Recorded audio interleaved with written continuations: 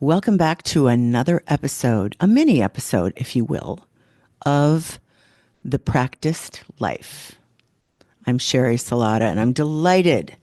I'm delighted to share this mini bit of time with you. I purposely on this podcast, the second one I've done. These are short, my friends. These are short, and they're meant to be thought-provoking nuggets. And I hope you're enjoying them. I'm reading your comments. I see that you're sharing it with people that you think could find it beneficial, and I appreciate that. Thank you so much. So, what is the practiced life? Just a little bit of a reminder. I realized, and it wasn't too long ago, that my whole life I've been practicing. But many of those years I was practicing unconsciously. And now, what I'm experimenting with in my own life and finding it incredibly powerful is to consciously create the practices that drive my daily experience. And I got to tell you, it is a game changer. It is, I feel more capacity for happiness.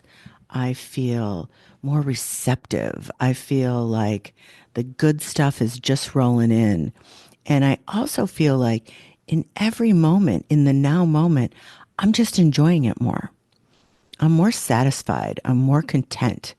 And I know that my practices keep me in alignment. So you'll often hear me share new practices with you in the practice life.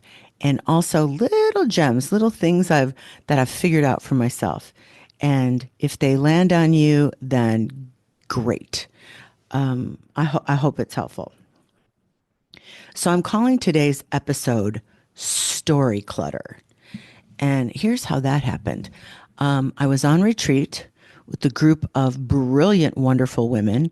I had taken them to another country, and we were just gathering for maybe our first workshop of the trip.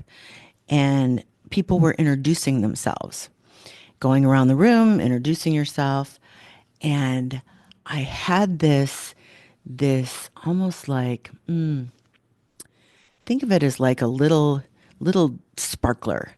A little sparkler went off for me as I listened to these really magnificent women who were doing this incredible thing, giving themselves a week in another country with women they'd never met before to do some really intense personal work. And as I was listening to them introduce themselves rather, I'm going to make one up. This didn't happen, but I'm going to make one up. Here's what my ears heard. This kind of thing. I'm divorced. He cheated.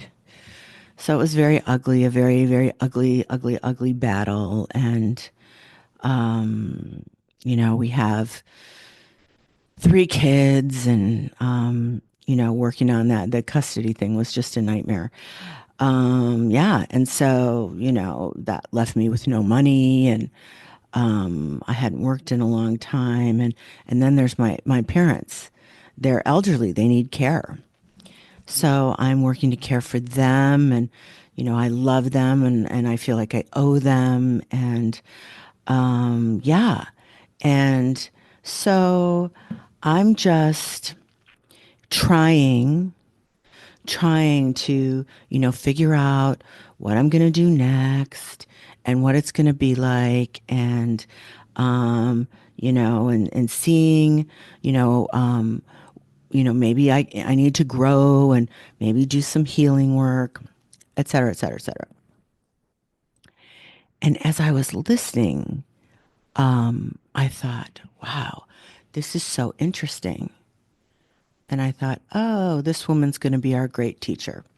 So the next day we were going on tour somewhere, and I sat next to her and I said, I want to talk to you about your introduction. She's like, what? And everybody in the circle had the appropriate responses like, oh, geez, that's tough. That's hard. Everybody was very compassionate and codependent, as most of us are. And I said, about your introduction, I said, this feeling, I had this overwhelming feeling that, let's call her Madge, this overwhelming feeling, Madge, that you have a little bit of a virus. And she's like, what? I go, yeah, it's called story clutter. It's called story clutter. And I said, as I was listening to you, I thought, oh my goodness, you're laying out all your wares. I mean, it's just we just had a cocktail. We even haven't had dinner yet. You're laying out all your wares, but it isn't all your wares. It's every sadness, every misstep, every heartbreak, every deep sorrow, every betrayal, every unpleasant surprise, every struggle, every difficulty. And now, granted, we were there to do work that week. So I can understand why that was the impulse. But I went on following that trip to see that that is more common than you would think. And so the reason why, number one, we're raised to bond. Women are raised, women of a certain age, let me say. If you're nearing 50 and over, you were raised or to bond through negativity. You would gather as a group to protect each other from, the evils of the playground or the schoolyard. And intimacy would be created with a friend by sharing all your most painful stuff, your struggles with weight, all of it, the boys who didn't like you, the all of it, your terrible mother, your terrible father. So there was training for that. And I think what's interesting about story clutter is we lose awareness of the story we are telling about ourselves. And honestly, it's less important what we're saying to the outside world, but it's the story that we think about ourselves. So do a little exercise when we finish today. Do a little exercise and just say, picture yourself in kind of a women's weekend, and everybody's cash and it's really fun. And somebody says, well, tell me about yourself, and see what comes up first. Your labels. I'm a mother. I'm a wife. I'm a daughter. I work here. Is it your labels or is it your essence? And it may be you're not totally clear on what your essence is, which wouldn't be a big surprise.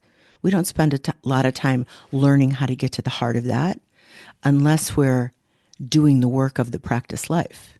Then we start having that conversation. But it would be no surprise that you would go in that direction. That's how my mother would have answered. My mother would have answered with all her labels. And there would be no essence of herself. And when I've talked to women about this, every now and then there's some defensiveness, like, well, I'm proud of my labels. I'm not talking about pride. And your defensiveness is something to look at, because all I'm saying is there is an essence to you that is not describable by the labels you occupy on this earthly plane. There's an essence that's not describable. And there's qualities that describe you that aren't related to other people. So then, like, rather than wife and mother, I'm a lifelong learner. I'm an artist. I see things artistically. I like to think I'm very creative.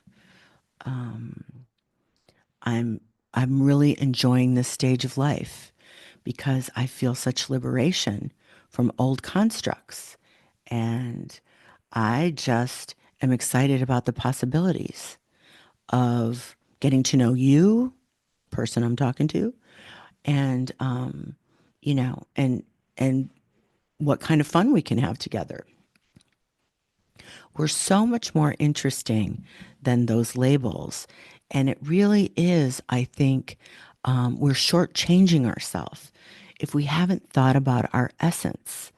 What are you spiritually seeking?